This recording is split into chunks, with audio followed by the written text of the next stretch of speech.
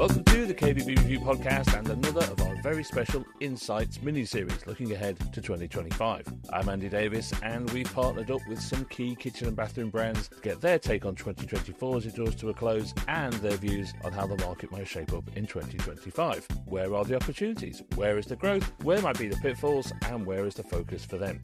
It's an invaluable peek into the 2025 plans, ambitions and goals of some of the sector's most dynamic brands. Today we're meeting Jon Thelwell, the Sales and Marketing Director for family-owned British furniture manufacturer JJO, a big name with a big history with independent retailers. So Jon's views on 2025 are invaluable, so don't miss it. You can find out everything you need to know about JJO at jjoplc.com, and that link is in the episode description. And here is Jon Thelwell. Hello, Jon. Hello, Andy. And where are you in the world today, sir?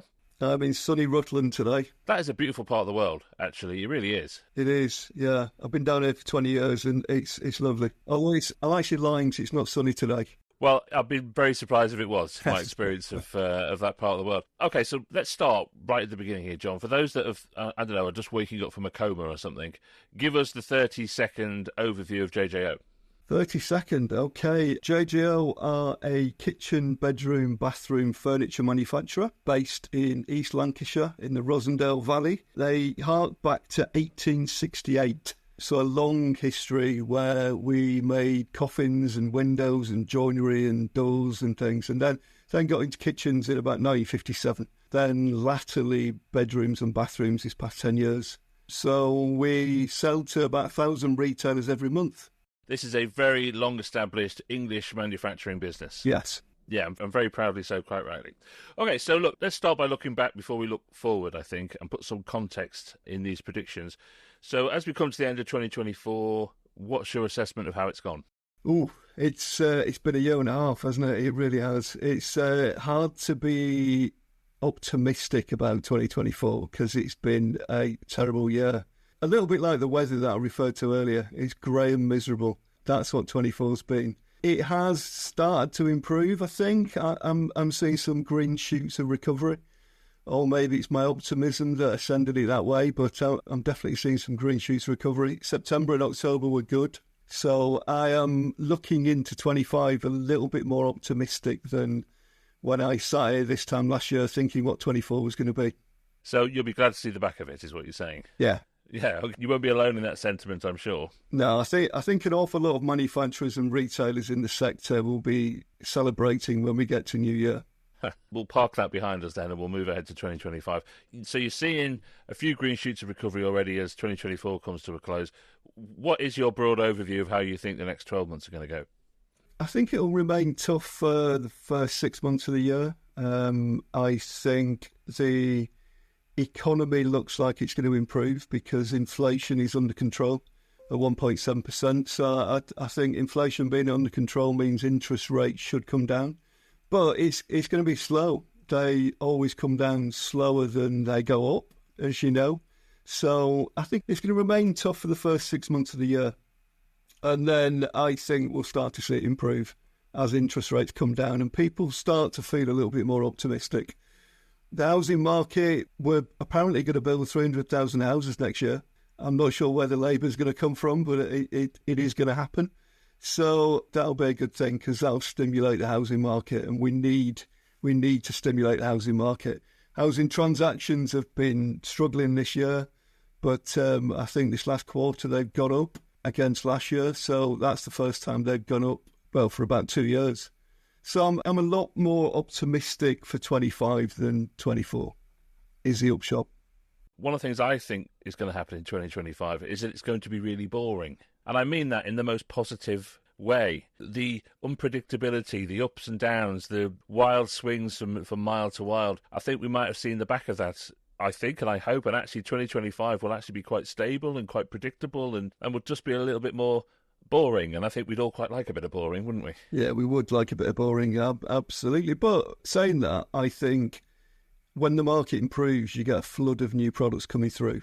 So I think on the product front, it'll be anything but boring because I think the market will be flooded with new product. And that's a good thing because everyone needs a story to tell. Let's expand on that a little bit, because you talked a bit about the macroeconomic things that you're looking at. What do you think about kitchen and bathroom market in general then for 2025? It's very much affected by the things that you're talking about, but what's your predictions for the market specifically? I think the market will improve. It has to improve. I think there's probably going to be a few more players go under in the next 3 months of this year and early next year. It's going to be tight. It's going to be a struggle. But after that, I certainly see it improving. And I think the kitchen, bedroom and bathroom market will pick up. We're already looking at new products coming into Q1 of next year. So I think when everyone starts to feel better with the economy, that's when new products start to flow through and the demand will start to increase. Okay, well, let's talk about JJO specifically then, now you brought that up. Where are the opportunities in 2025 for you? You obviously operate across the market. Yeah. What have you identified as the areas of focus for you?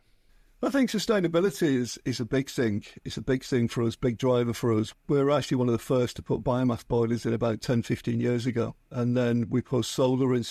We spent 400 grand on solar last year and put solar on our factories.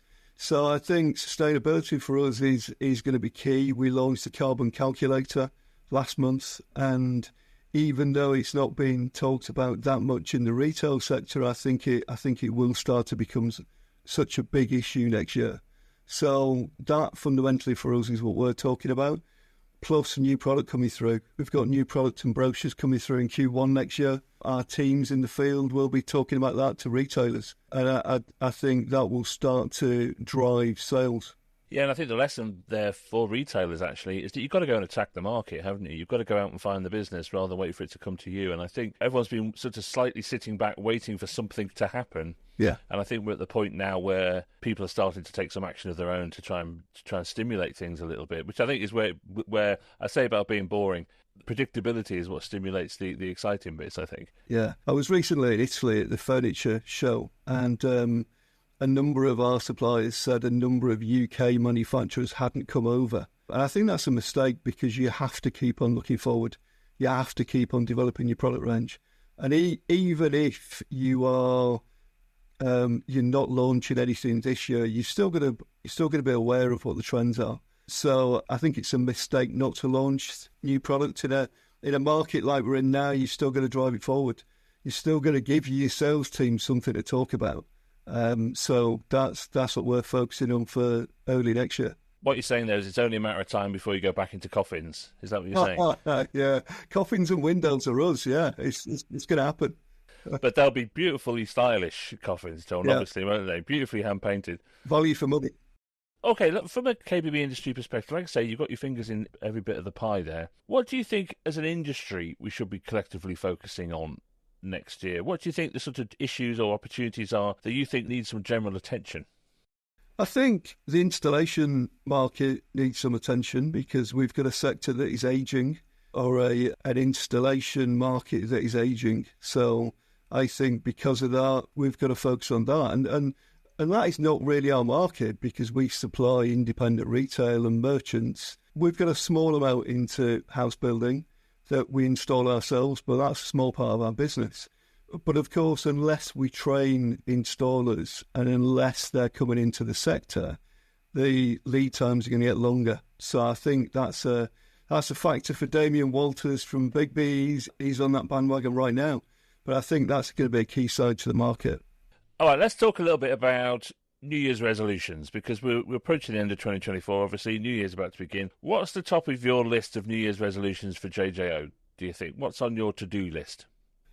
On our to-do list is bringing out new brochures and new products for Q1. That's going to be our focus. We're rebranding Eco Bathrooms, rebranding it to Avalon Bathrooms. Avalon is a brand we've had now for 4 years in kitchens. That's doing quite nicely. So we're rebranding Eco to Avalon. So there's going to be a big advertising campaign around that in Q1. New brochures to go with that in Q1. So that's going to be the push on bathrooms. On kitchens, it's more at the bottom end, because the middle market is under real pressure. If you're at the top, people at the top have always got the cash. So painted kitchens are doing well, increasing month on month, painted are.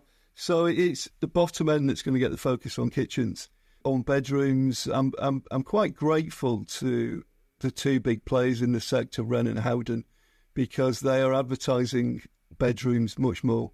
And that stimulates the market and the rest of us benefit. So I'm grateful to them for once. So that's really good, because I think retailers, particularly because the huge number of retailers that you deal with, they like to see new things. You know, when they see new things, they get inspired themselves to think differently. And I think it's always important that new things are put in front of them.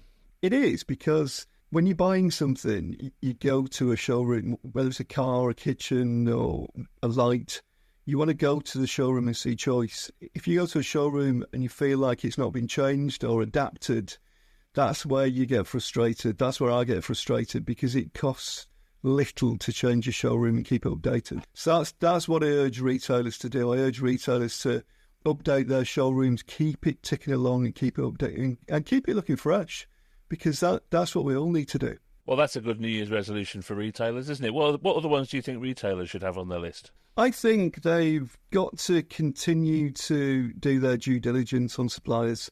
We always urge people to do your due diligence on suppliers, because suppliers will go under. There will be a period where another 2, 3, 4 suppliers will go under. We saw IDS go under recently. He caught a few suppliers out. So doing your due diligence on suppliers, understanding the financial situation of your suppliers is key. I think that remains so for the next 6 months. Well, I'm not going to ask you who you think those names are, because I think we'd all get sued. But that's very, very interesting. All right, look, there's one question we all want to have the answer to, John, and everything else you've said so far is frankly irrelevant compared to this. When you were a kid, what was your best ever Christmas present? I'm torn, really, because my best ever was when I was about 4 years old. It's the first one that I remember, and my dad made me a farm, and I wanted to be a farmer. And I'm slightly disappointed that I'm in kitchens, because I wanted to be a farmer, and I'm clearly not. So he made me this farm out of a piece of MDF, or I've got no idea what it was made from. He painted the grass. He gave me cows and sheep and an emu. So yeah, I was a happy 4-year-old boy with my own emu. But saying that, when I got a little bit older, I was about 12. I got a Man United shirt, a Man United replica kit, and that. No, I'm so sorry. That set me up then for a life of disappointment.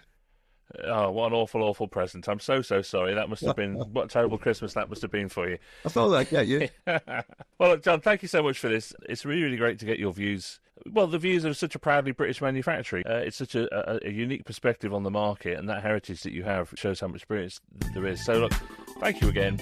Merry Christmas to you and Happy New Year. Thank you. You too.